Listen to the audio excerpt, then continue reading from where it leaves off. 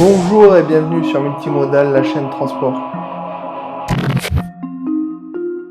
Aujourd'hui sur Multimodal, interrogation écrite, permis C, 11e vidéo. Dans chacune des vidéos, 10 questions par thème, une correction rapide et ensuite une correction commentée avec les sources réglementaires ou alors pédagogiques pour aller plus loin.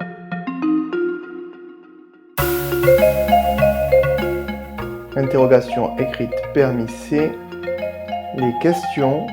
Le thème cette semaine, c'est la réglementation sociale européenne et française. C'est la 3e vidéo sur ce thème. Prenez un papier et un crayon. Et je vous envoie les questions.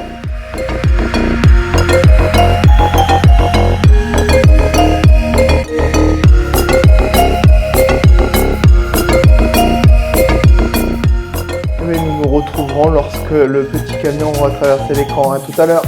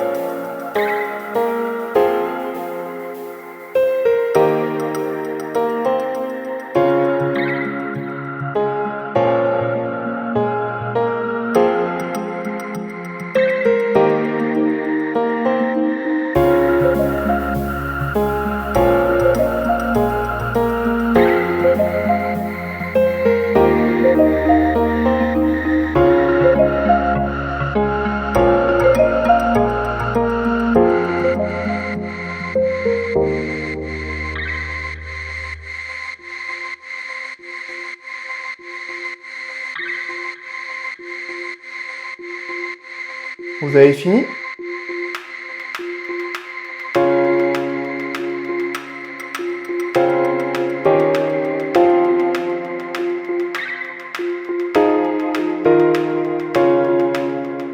Passons aux réponses rapides.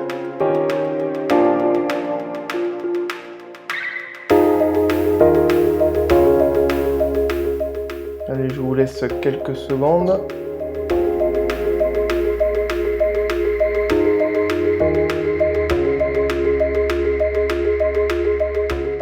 Alors, vous avez eu 10 sur 10. Eh bien, maintenant, passons aux réponses commentées. C'est parti. Première question.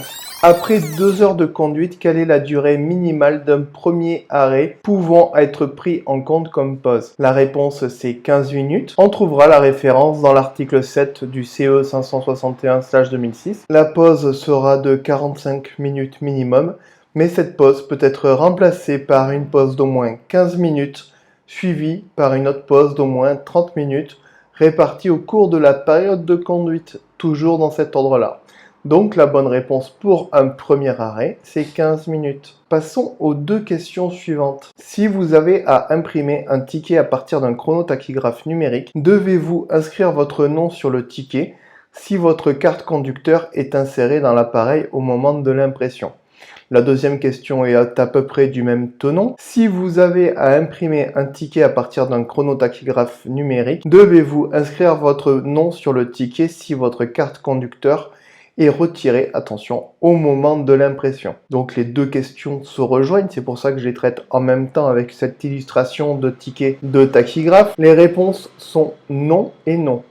Car sur les sorties imprimées, votre nom est affiché sur le ticket, donc vous n'avez pas besoin de remettre votre nom. Passons à la question suivante. 2 autres questions pour cette planche. Si dans la même journée, vous conduisez un véhicule avec un chronotachygraphe à disque après avoir conduit un véhicule avec un chronotachygraphe numérique, devez-vous utiliser un disque vierge? Si dans la même journée vous conduisez un véhicule, avec un chronotachygraphe numérique, après avoir conduit un véhicule avec un chronotachygraphe à disque, devez-vous conserver le disque avec vous? Les réponses sont oui et oui. Et là on trouvera dans l'article 26 CE 561/2006 un petit point qui nous dira que toutefois après le 1er janvier 2008, parce qu'avant janvier 2008 c'était 15 jours qu'il fallait conserver, les durées visées couvrent la journée en cours et les 28 jours précédents. Donc on doit garder toute trace de nos activités pendant les 28 jours. Donc ça sera à la fois notre carte conducteur, nos disques de chronotachygraphe, mais également nos attestations de non-conduite ou nos attestations d'activité. Voilà, passons aux questions suivantes. Encore 2 questions qui sont traitées ici. Quel symbole devez-vous afficher sur l'écran du chronotachygraphe lors des vérifications du véhicule avant le départ? Et vous attendez votre tour pour décharger sans connaître le temps d'attente. Sur quel symbole devez-vous positionner le sélecteur d'activité du chronotachygraphe? Les 2 questions ne se suivent pas dans le questionnaire que je vous ai donné, mais je les ai regroupées car la réponse est la même, c'est la position marteau. Alors, on reviendra sur la définition de autres tâches définies dans l'article 4 du CE 561/2006 qui nous dit que toute activité, à l'exception de la conduite, définie comme temps de travail à l'article 3 de la directive 2002/15/CE que l'on retrouve juste après, y compris toute activité accomplie pour le même ou un autre employeur dans le secteur du transport ou en dehors. Donc les vérifications du véhicule avant le départ seront donc réalisées en mars. Enfin, je vais vous définir ce qu'est un temps de disponibilité, donc que l'on retrouve dans la directive 2002/15/CE. Entre autres, ces périodes et leur durée prévisible doivent être connues à l'avance par le travailleur mobile, c'est-à-dire soit avant le départ, ou juste avant le début effectif de la période considérée, soit selon les conditions générales négociées entre les partenaires sociaux et ou définies par la législation des États membres. Donc, si on attend notre tour pour décharger sans connaître par avance le temps d'attente, eh bien on ne peut pas utiliser le carré barré et donc on utilisera le symbole des marteaux. Voilà, passons à la question suivante. Sur un ticket imprimé à partir du chronotachygraphe numérique, peut-on trouver les temps de conduite et les temps passés aux autres tâches?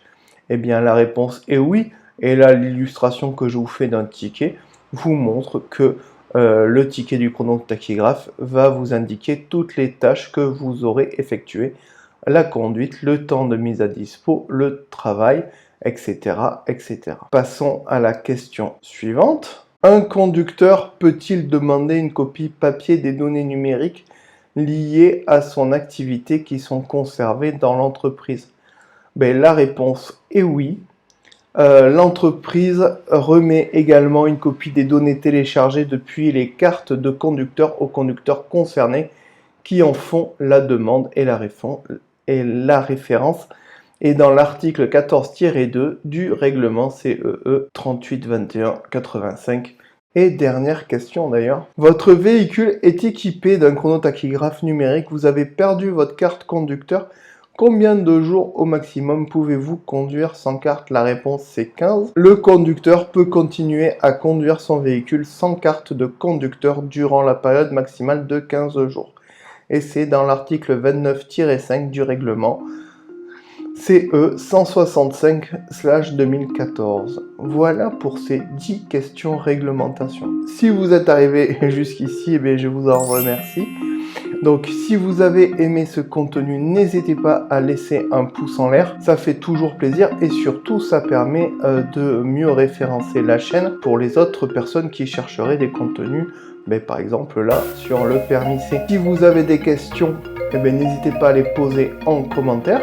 J'y répondrai avec plaisir. Pour ne pas louper les prochaines vidéos, c'est tout simple, abonnez-vous et actionnez la cloche.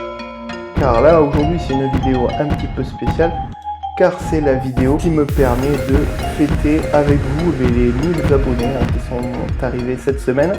Alors il y en a un peu plus que 1000 parce que je sais pas combien on est exactement, mais on était à 1010 ce matin, donc 1010 abonnés, c'est un cap. Je vous remercie d'être là et de suivre les contenus parce que chaque vidéo de Fiche Écrite est bien reçue en général. Ça permet aussi à ce projet de multimodal la chaîne transport de continuer. Et je vous remercie et puis je vous dis à bientôt sur Multimodal pour une prochaine vidéo. Ciao!